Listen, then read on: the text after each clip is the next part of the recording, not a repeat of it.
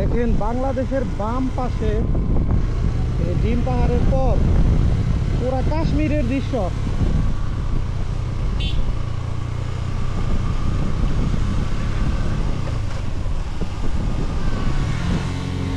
দেখেন কি ঢালু, একটানা প্রায় হাফ কিলো রাস্তা, শুধু নামলাম একটানা, আরও সামনে 1 কিলোর মতো আছে শুধু ঢাল। এতটুকু রাস্তা নামতে একদম ব্রেকিং পিরিয়ডে কিন্তু প্রচুর পরিমাণে প্রেশার পড়তেছে। রিক্সে হাত দিলে আঙ্গুল পুরো ঠোয়া উঠে যাবে।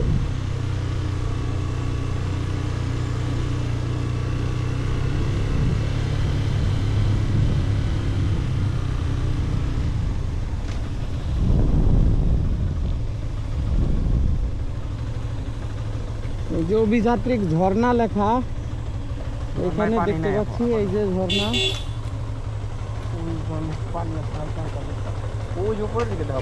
উপরের দিকে হালকা হালকা পানি আছে। এবার পানি আনছিলাম না বোতলে বইরা, মারলাম মনে আছে মারবার লিগে।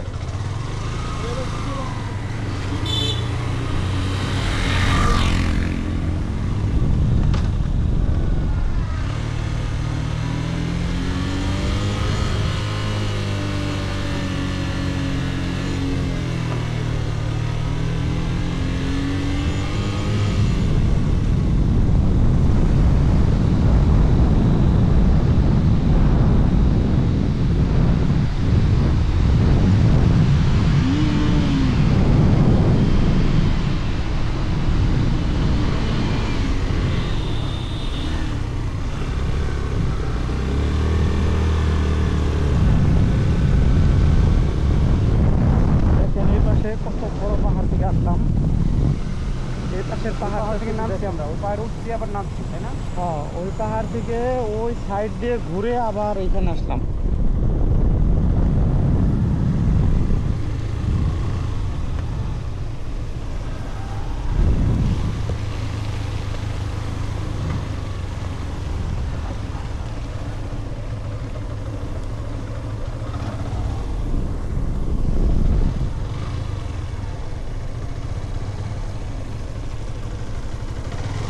পাহাড়ে আসলে মনে হয় আকাশ আর পাহাড়ের একটা সম্পর্ক আছে, কঠিন সম্পর্ক।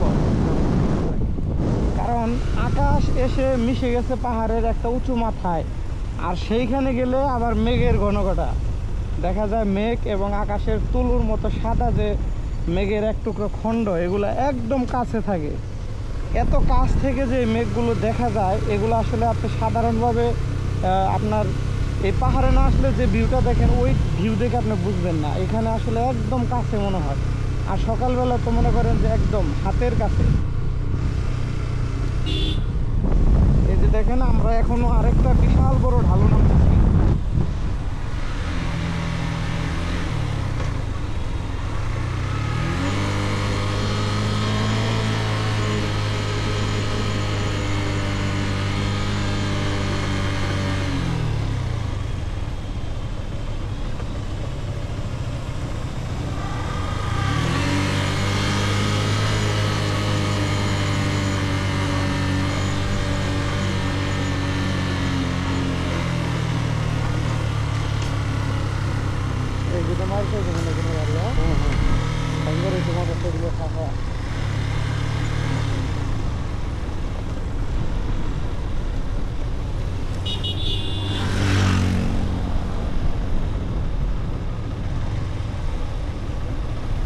সামনে অতিথিরা বসে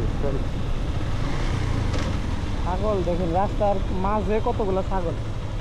এখন কোন জায়গা দিয়ে যাবো বলেন? যে কোনো একটা রানিংয়ে বড় গাড়ি আসলে তো ক্ষতি হয়ে যাবে। এখানে 2টা বাচ্চা।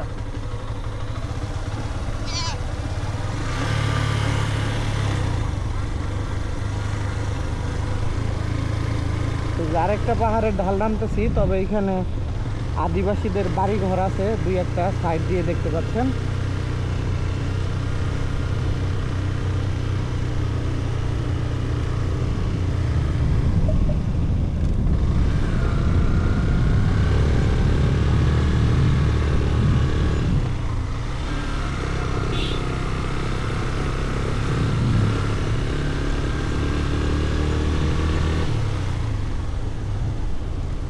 যে একটা ছোট ই দেখাও, নিজের নাম লাদাখ, লাদাখ, লাদাখ, ছোট লাদাখ, মিনি লাদাখ বাংলাদেশের এটা। হুম।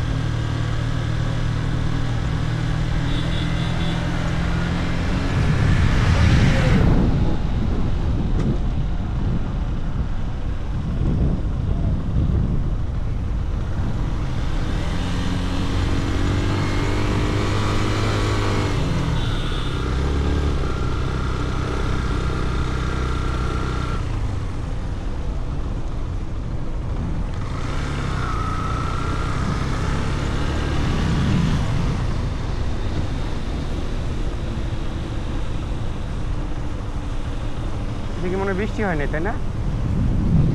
হয়েছিল পারবে।